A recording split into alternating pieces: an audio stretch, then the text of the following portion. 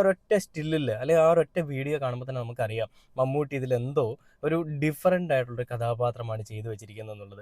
നമ്മൾ കഴിഞ്ഞ ദിവസം മമ്മൂട്ടിയുടെ ഹോർത്തൂസ് എന്ന് പറയുന്ന, അതായത് മമ്മൂട്ടി ഹോർത്തൂസ് എന്ന് പറയുന്ന ഒരു പരിപാടിയുടെ ഉദ്ഘാടന സമയത്ത്, അല്ലെങ്കിൽ അതിൻ്റെ ഒരു ആ പരിപാടിയിൽ പങ്കെടുക്കാൻ പോയ സമയത്ത് തനിക്ക് മമ്മൂട്ടി എന്ന് പേരിട്ട ഒരാളെ സ്റ്റേജിലേക്ക് വിളിച്ച് അഭിസംബോധന ചെയ്യുന്നതും അയാളെ എല്ലാവർക്കും മുൻപിൽ കാണിക്കുന്നതും ഒക്കെ നമ്മൾ കണ്ടതാണ്.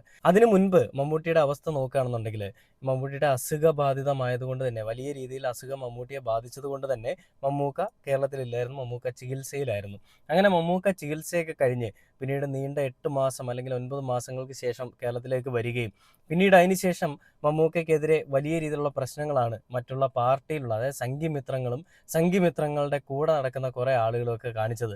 അത് മമ്മൂട്ടിയെ മാത്രമല്ല എഫക്ട് ചെയ്തത്, മമ്മൂട്ടിയും മമ്മൂട്ടിയുടെ മകനെയും ഒക്കെ എഫക്ട് ചെയ്യുമെന്നാണ് വിചാരിച്ചത്. എഫക്ട് ചെയ്യുമെന്നല്ല, എഫക്ട് ചെയ്യുമെന്ന് ഇവന്മാർ വിചാരിച്ചത്. എന്നിട്ട് ആരെയാണ് എഫക്ട് ചെയ്തത്? ശരിക്കും അത് സംഘികൾക്ക് തന്നെയാണ് ഇട്ട് കിട്ടിയത്. ഞാൻ എന്തുകൊണ്ടാണ്